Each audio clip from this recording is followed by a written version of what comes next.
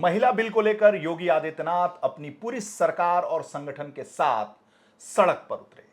उद्देश्य था समाजवादी पार्टी और कांग्रेस को कटघरे में खड़ा करना कि ये महिला विरोधी हैं।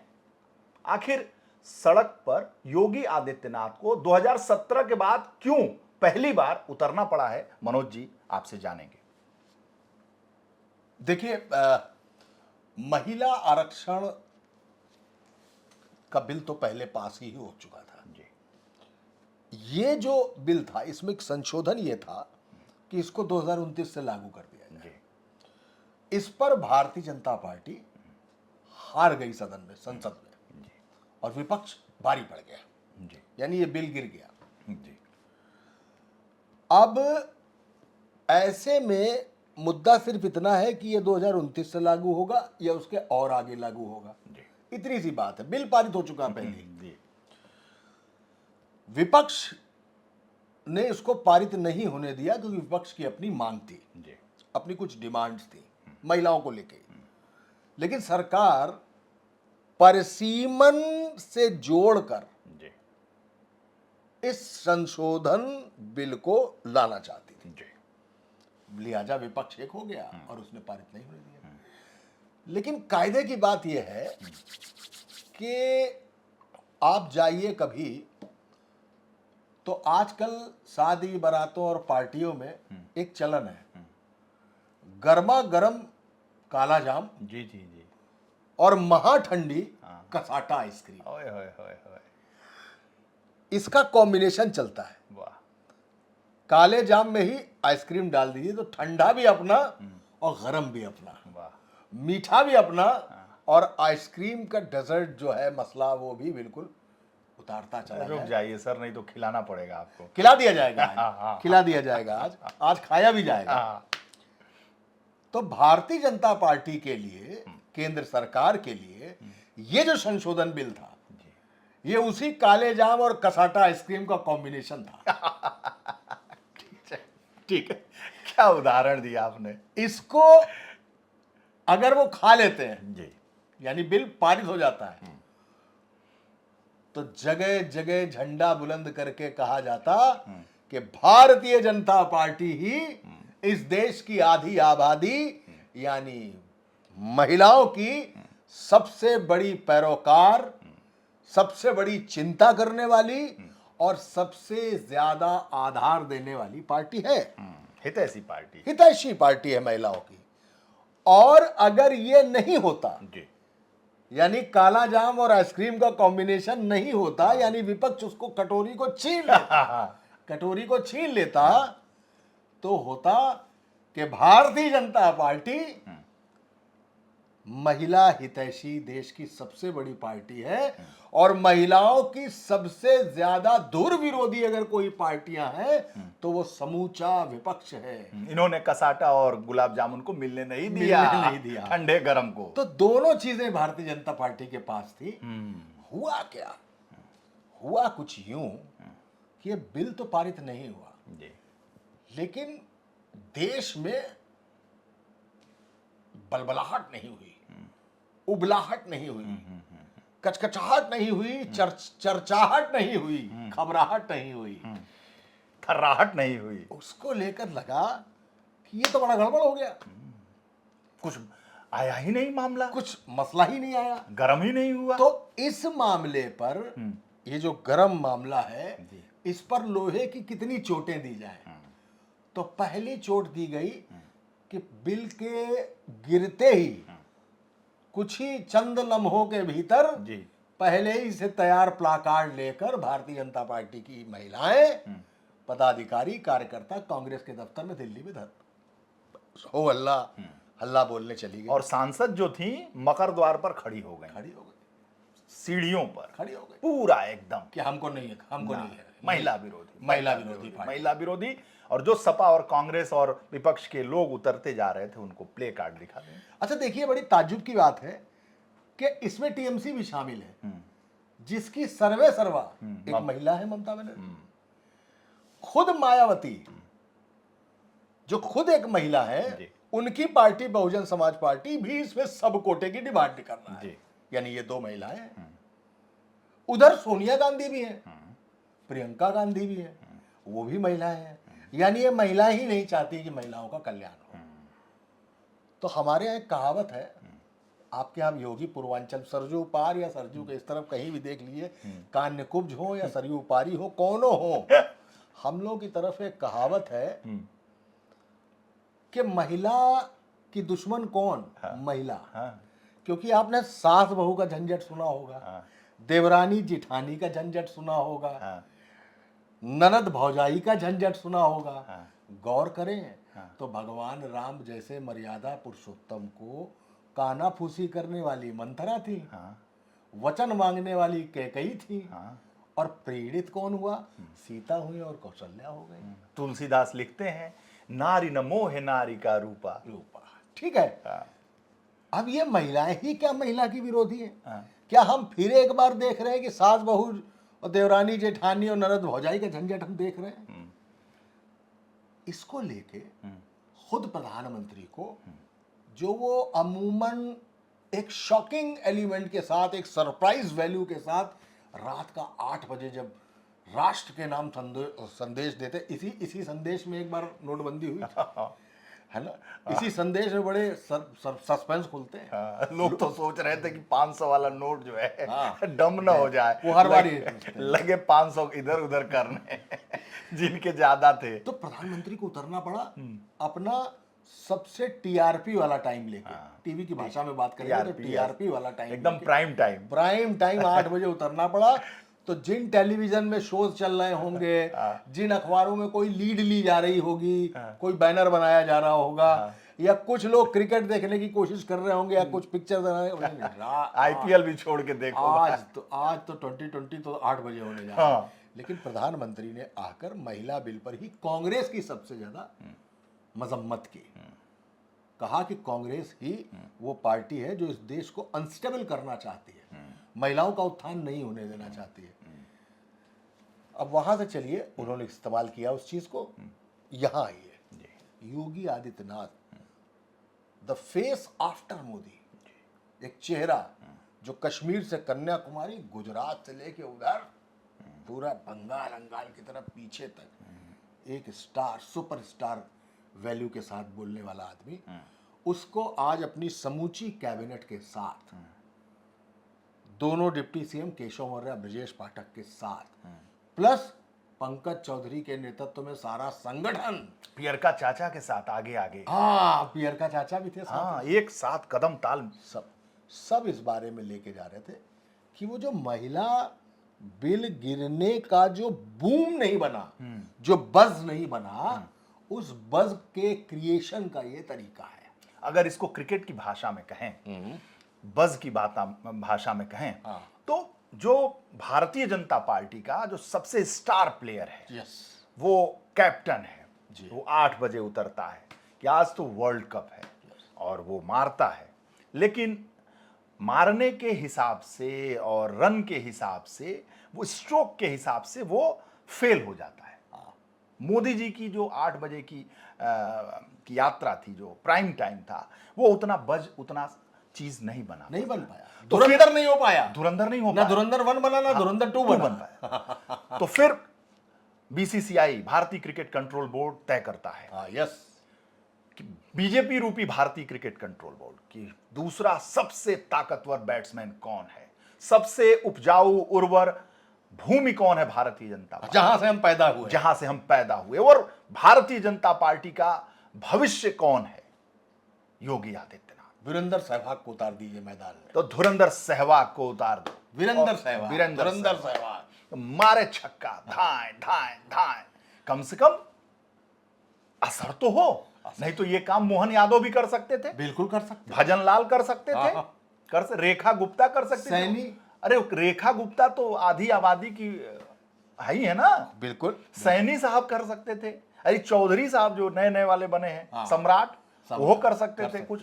लेकिन नहीं, लगाया गया दूसरे सबसे सलामी विस्फोटक बल्लेबाज योगी आदित्यनाथ को, और उनके साथ सहयोगी के तौर पर ब्रजेश पाठक और केशव मौर्य जैसे गंभीर बैट्समैन को।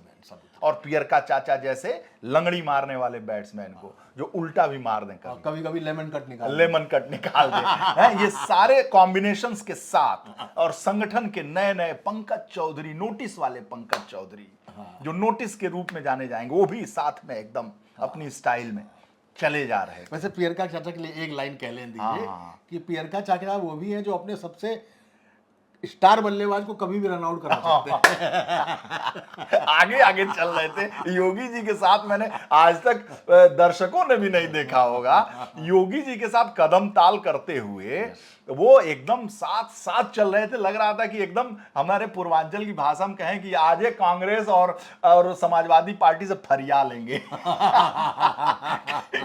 हमारे यहाँ पूर्वांचल कहते हैं फरिया देंगे आज ही तुमको। तो आज वो एकदम आगे आगे चल रहे थे, वही पूर्वांचल के फरियाने जा रहे थे। ठीक बात। तो फरियाने के लिए सब निकले।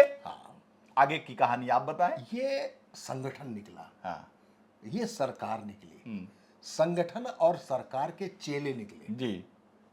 ठीक है। हाँ हाँ पूरा। जैसे रैलियां होती हैं, बसें भर के लाई जाती हैं, मायावती कहती कोऑर्डिनेटर्स को जिम्मेदारी दी थी कि तुम्हारे जिले एक बस, तुम्हारे जिले में 10 बस तो लेके आते हैं। देखिए बहुत बचपन में आपने भी एक कविता पढ़ी होगी कि चल दिए जिधर दो डगमग में चल पड़े कोटि पग उसी ओर। जी। ये वो है कि एक व्यक्ति मशाल पकड़कर आगे चलता है जी। और बिना किसी आह्वान के कोटि पग यानी हजारों करोड़ों लोग उसके पीछे चल देते हैं। अगर ये बिल इस अंदाज में गिरा है और बहुत बड़ा महिलाओं का नुकसान किया गया है, तो मैं सिर्फ इतना जानना चाहता हूं कि सुओ मोटो महिलाएं ही क्यों नहीं सड़क पर उतर पड़ी। इसमें कोई शक नहीं है। उज्ज्वला जैसी स्कीम भारतीय जनता पार्टी ने महिलाओं को दी चूल्हे के धुएं से निजात दिलाने के लिए। ठीक है। महिलाओं के लिए बेटी बचाओ बेटी पढ़ाओ जैसी स्कीम लागू की गई, बिल्कुल की गई। घर पर छत बने, इसके लिए किस छत किसके लिए काम करती है? महिला। पति तो पुरुष तो जाके बाहर नौकरी करता है, महिला के लिए हुआ शौचालय। अरे मतलब शौचालय को तो मैं सलाम करता हूं, मैसिव। मतलब कुछ भी कहिए, राष्ट्रीय स्वच्छता मिशन का नाम दे दीजिए, उसको कुछ भी कर दीजिए, लेकिन आप इस लखनऊ से पहला गियर नहीं बदल पाएंगे। बाराबंकी की वो सीमा शुरू होती है, इधर सीतापुर की वो सीमा शुरू होती है, इधर सुल्तानपुर, इधर रायबरेली। बस आप एंट्री मारेंगे, सवेरे निकल जाइए। महिलाएं जो हैं वो एक साथ जा रही होती थी, याद है आपको? जी जी जी। और उनके संग क्या क्या घटनाएं हो सकती है, और घटनाएं छोड़ दीजिए। रात में जाइए, गाड़ी चल रही हो, उठ जाती थी, उठ जाती, बाथरूम करने जाती शर्म है उनकी आंखों में, देखिए वो उठ जाती थी। बात इस बात की नहीं कि उनके संग कोई घटना हो ना हो, महिला अपने आप को नहीं चाहती कि वो सड़क पर क्रिया कर रही हो। उस शौचालय को मोदी ने दिया, वो मोदी ने दिया। देखिए जो बात सच है वो सच है, लेकिन महिला आरक्षण बिल के पीछे परिसीमन की पॉलिटिक्स को लेकर चलना ये राजनीति भी है, इसमें कोई दो राय नहीं है। तो क्या कहा है मायावती ने? मायावती ने ये कहा कि आप महिला आरक्षण जरूर लागू करिए, लेकिन इस आरक्षण में पिछड़ी और दलित महिलाओं के लिए सब कोटा लागू कर दीजिए। ठीक है। आप इन्होंने अखिलेश यादव ने क्या कहा कि मुस्लिम महिलाओं को भी आरक्षण दिया जाए, पिछड़ी महिलाओं को भी आरक्षण दिया जाए, दलितों को भी। यही बात प्रियंका गांधी और राहुल गांधी ने भी कही। इनका मानना है कि महिला में भी वर्गीकरण करके आरक्षण तय किया जाए। क्या आप सीटें नहीं तय करते हैं? नगर निगम के चुनावों में सभासदी और मेयर की सीटें तय होती हैं कि ये सीट पिछड़ी महिला, ये सीट फलाने की, ये सीट सामान्य महिला, किया जाता है ना। क्या दिक्कत है करने में? वो करना चाहिए था ना। आप 500 कुछ सीटों से उठ के 900 800 कुछ सीटें करना चाहते हैं पूरे देश में, करिए। संसदीय क्षेत्र छोटा होगा तो काम और बढ़ेगा, छोटे क्षेत्र में काम करना ज्यादा बड़ा। भाई उत्तर प्रदेश को उत्तराखंड अलग किया गया, उसकी वजह क्या थी कि इतना बड़ा प्रदेश था कि लखनऊ में बैठकर उसको संभाल पाना उतना मुश्किल था। तभी बात उठती है कि रुहेलखंड अलग किया जाए, बुंदेलखंड अलग किया जाए, अवध अलग किया जाए, सेंट्रल यूपी अलग किया जाए, और हरित प्रदेश यानी दिल्ली एनसीआर वाला जो हिस्सा है, माफ कीजिएगा, पश्चिम का जो हिस्सा है उसको अलग किया जाए। मायावती ने उसको पारित भी कर दिया था विधानसभा में। उस पर भारतीय जनता पार्टी का भी सॉफ्ट कॉर्नर है, वो भी चाहती है कि छोटे छोटे प्रदेश बन जाए।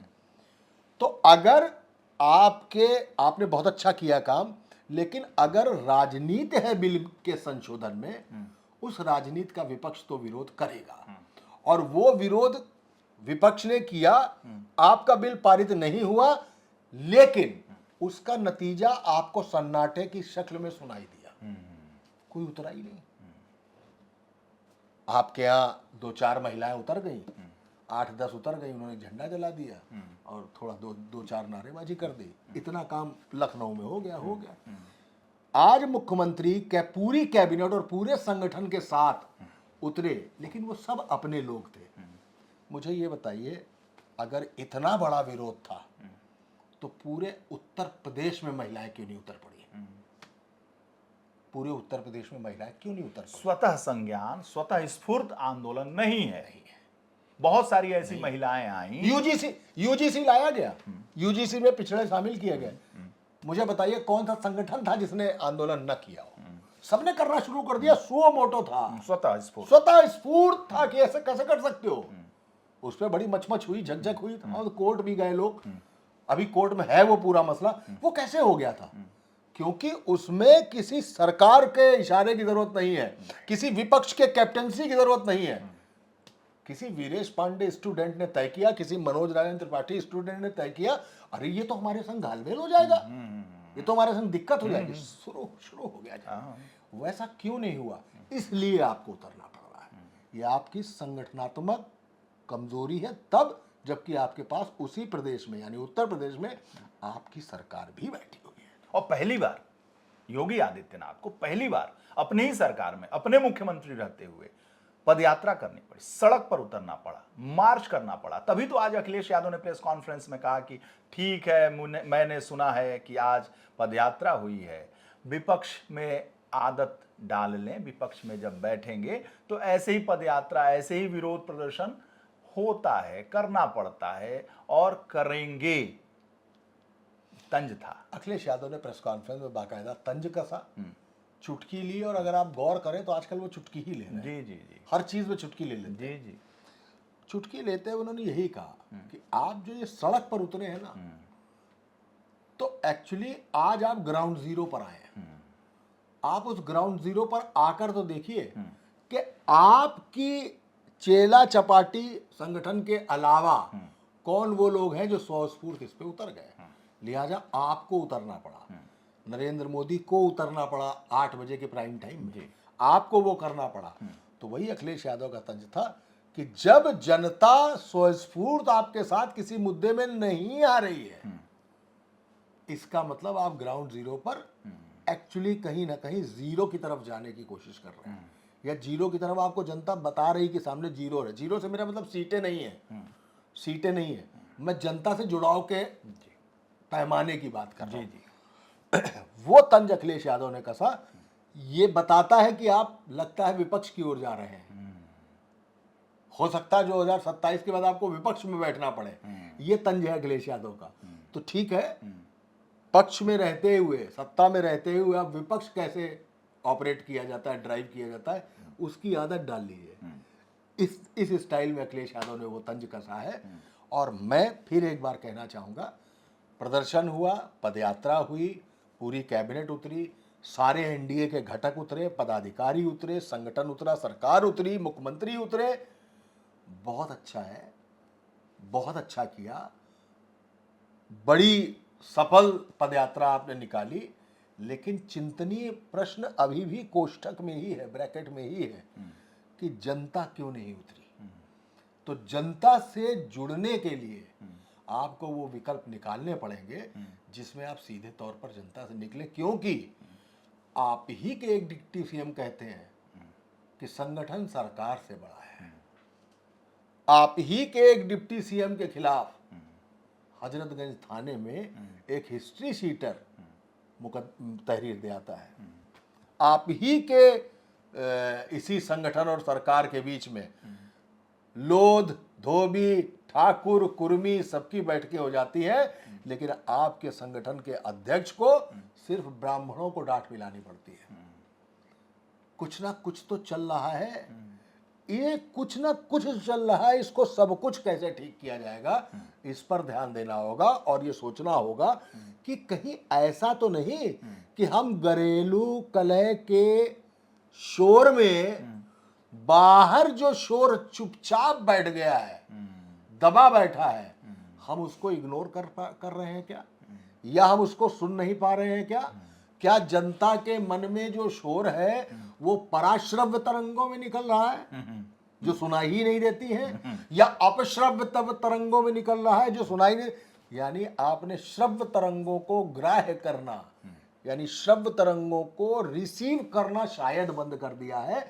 वरना महिलाएं ना आपके सिलेंडर की कीमत बढ़ा के आने पर सिलेंडर लेके उतरी, ना ही पर बैरल कोरोना में 0 रेट हो जाने के बावजूद आपने रेट कम नहीं किए, उस पर कोई आम आदमी पेट्रोल को लेके नहीं उतरा कि आपके खिलाफ कोई आंदोलन करे। आप मेरी बात समझ रहे हैं मैं क्या कहना चाह रहा हूं? नहीं उतरा। आपने जिन कंपनीज को बैरल कम होने के बावजूद, सीधी बात थी कि ग्राहक यानी रिसीविंग एंड पे जो ग्राहक खड़ा है उसको बैरल की कीमतों का सीधा लाभ मिलेगा, लेकिन नहीं मिला। नहीं मिला। नहीं। आपने एक्साइज में कमी करके कंपनियों को 10% का फायदा दिला दिया, 10 रुपए का फायदा आपने दिलाया। मुझे ये बताइए कि वो लाभ कंपनियों को इसलिए दिया गया क्योंकि ईरान, अमेरिका इसमें युद्ध छिड़ा हुआ है। कंपनियों ने क्या उससे पहले जब बैरल की कीमत कम थी, क्या उसका लाभ नहीं इकट्ठा किया था क्या? तो आपने वही लाभ उसमें कटवा कर 10 रुपए का ये लाभ जनता को क्यों नहीं दिया? लेकिन जनता कुछ बोल नहीं रही है। और जनता बोलती कब है? जब उसके पास एक वोटिंग मशीन रखी होती है, ईवीएम रखी होती है, तब उसके चारों तरफ एक मार्किन का कपड़ा लगा होता है, उसके हाथ में एक नीला निशान स्याही से लगाया जा चुका होता है, और जब वो दबाता है जाके तो या तो उसमें से आवाज आती है टी, इसका मतलब ये है कि समय समाप्ति की घोषणा, और टी ये है नारा बुलंद, खेल शुरू। 2 तरीके के टी बजते हैं, एक गेट सेट गो, अब आप जीते, और एक है समय समाप्ति की घोषणा। तो इस टी के इस सिग्नल को समझने की कोशिश करनी चाहिए भारतीय जनता पार्टी को, और सिर्फ सारी चीज हर बार सिर्फ विपक्ष पे, सिर्फ नेहरू पे, सिर्फ किसी पुराने मसले पे जाके नहीं डाल देना चाहिए। ये भी देखना चाहिए कि हमारे संगठन में सब कुछ ठीक है क्या, हमारे पक्ष में, ये जिसको पक्ष कहते हैं एक विपक्ष, हमारे पक्ष में जो विपक्ष बैठा है क्या वो हमको दीमक की तरह खा तो नहीं रहा है?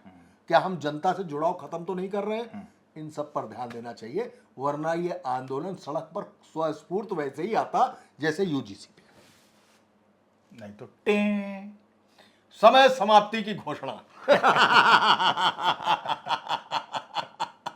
ये कौन सा था? टे टे। ये समय समाप्ति की घोषणा। बहुत बहुत धन्यवाद आपका। Thank you.